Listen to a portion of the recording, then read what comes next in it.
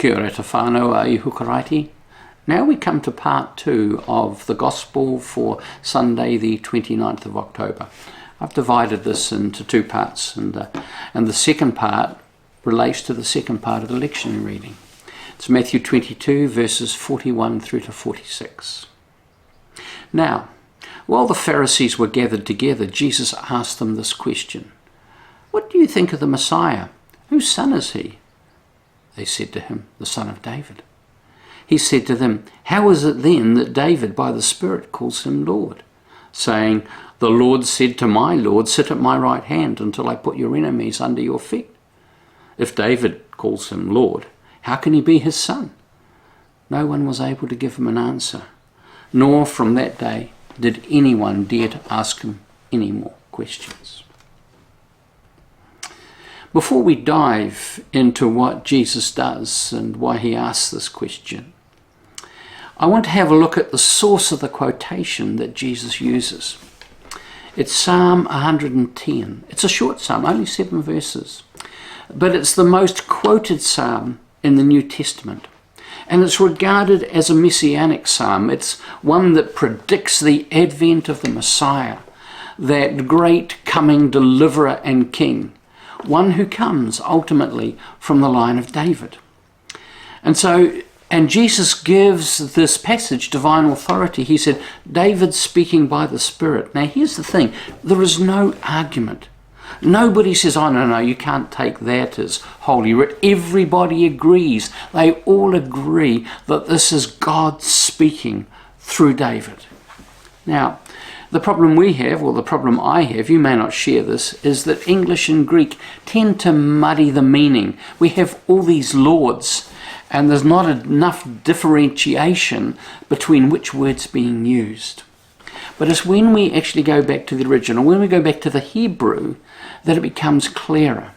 In Hebrew, there are 2 words. In Hebrew, certainly in this passage. This first is the word Yahweh. Now, Yahweh is the covenant name for God, Israel's God. In the King James Version and in some others, it's usually translated Lord, but with small capitals, so you can tell.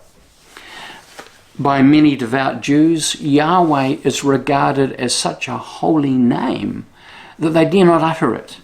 And in the end, they simply refer to him as Adonai, which is the other word that's used and is used here.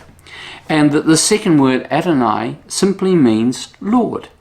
It can refer to God, and it often is used to refer to God. But it's generally used for someone further up the food chain than we are, to whom we owe honour, we owe obeisance, we owe respect, we owe fealty. So, we might refer to such a superior person as my Lord. Now, that comes into play in this text. There is one other factor that needs to be considered, and that's the one that in this text there is a reference to one named Melchizedek. Now we meet Melchizedek in Genesis chapter 14. He's apparently a king and a priest of the Most High God, and he's one to whom Abram pays tithes. Now his name, Melchizedek, means king of righteousness. And although he's a priest of the Most High God, he's not Jewish. He's not one of the covenant people. And yet there is something special about this man. Now, there's an argument from silence, as I've seen it said, that since his birth and death are not recorded, he is assumed or believed to be immortal. And he has taken this on almost mythical proportions. And so here, in this psalm, he is equated with the Messiah. Many have suggested, and this is certainly Christians, that he's a pre-incarnate appearance of Christ. Well, he could be. The Melchizedek theme is picked up in Hebrews chapters 5 through to 7. Now, we recognize that these are Christian scriptures. And yet, I want to suggest that they were written for a Jewish world in a Jewish world. They were written to appeal and address Jewish people, Hebrew-speaking people, people who understood the Jewish worldview. And they're also tapping into the discussion of the day, because the people of the day had a significant interest in Melchizedek.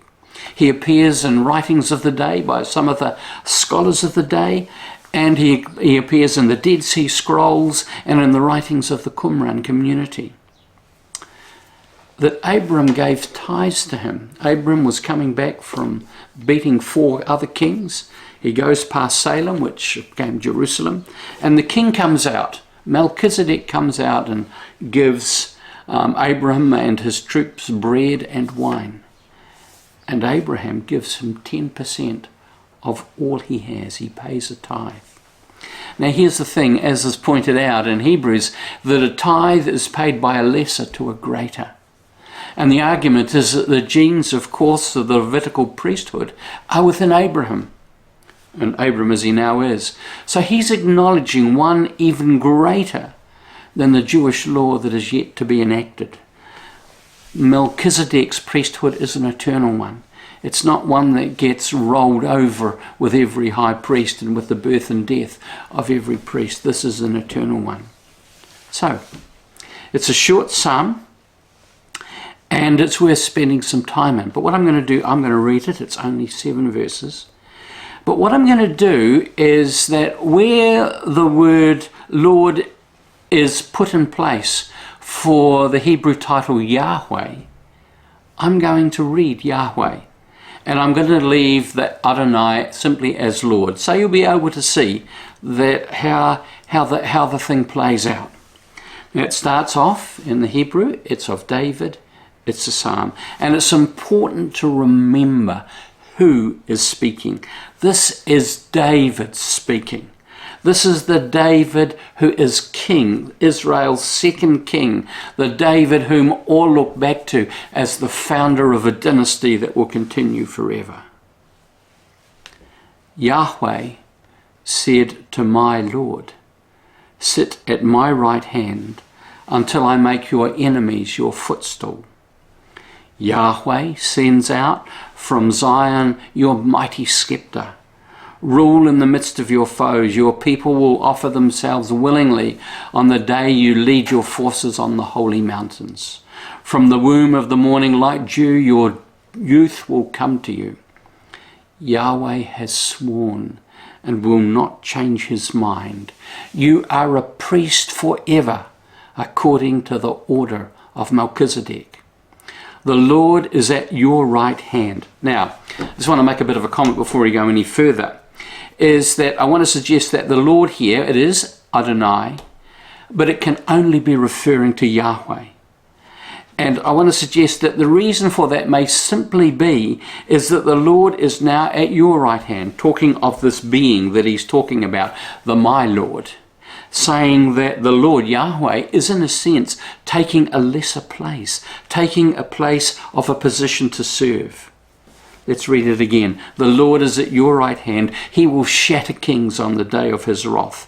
He will execute judgment among the nations, filling them with corpses. He will shatter heads over the wide earth. He will drink from the stream by the path. Therefore he will lift up his head. So, we see this one whom David sees as his superior, the one he refers to as my Lord. The Lord, Yahweh, said to my Lord, superior to David, my Adonai, that he's been invited by Yahweh to sit at the right hand of Yahweh. Who is higher than the one who sits at the right hand? No one. Only the one who sits on the throne.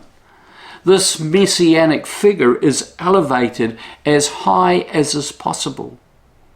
And yet, Yahweh also stands on the right hand of this messianic figure to render assistance.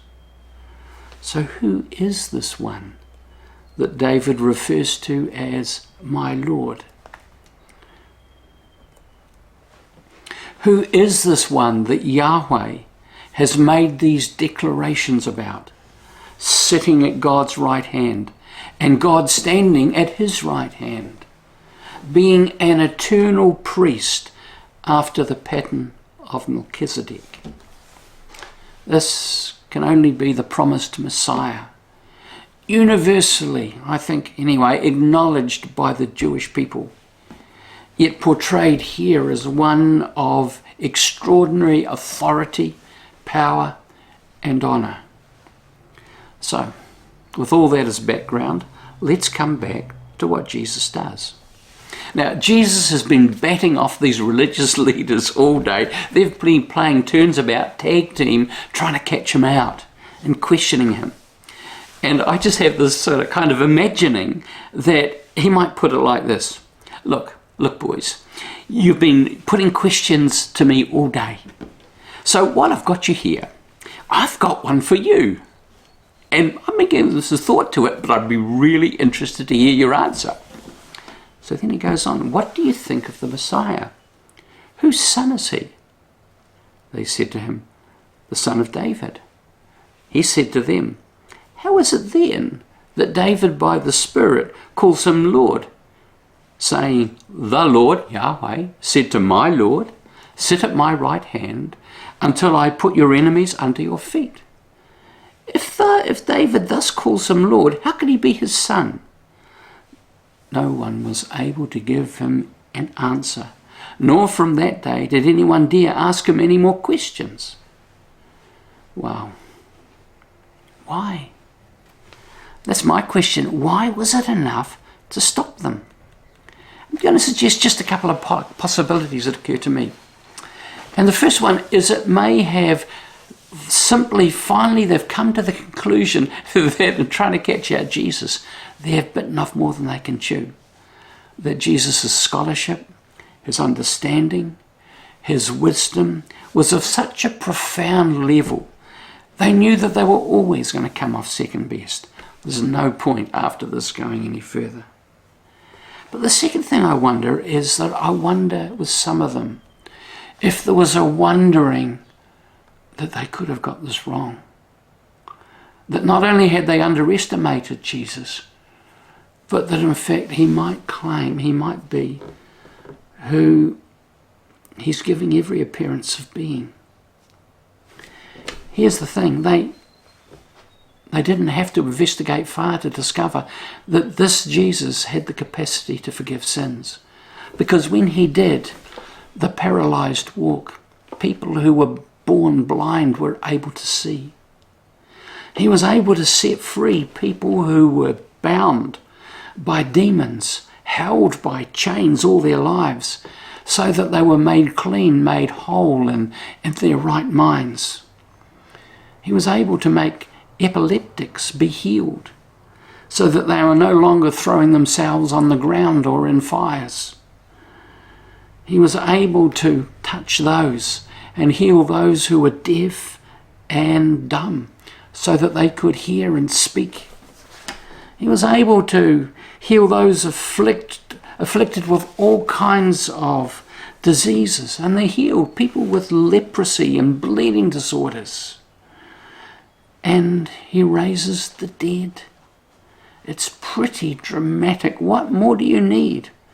And then we hear that thousands on a number of occasions are miraculously fed in desert places, imitating something and modelled by Moses. And he preaches the good news to the poor, that people come away from listening to him, able to face the future with a renewed sense of confidence and hope. What more might they expect from a Messiah? Even from an amazing Psalm 110 kind of Messiah. Amen.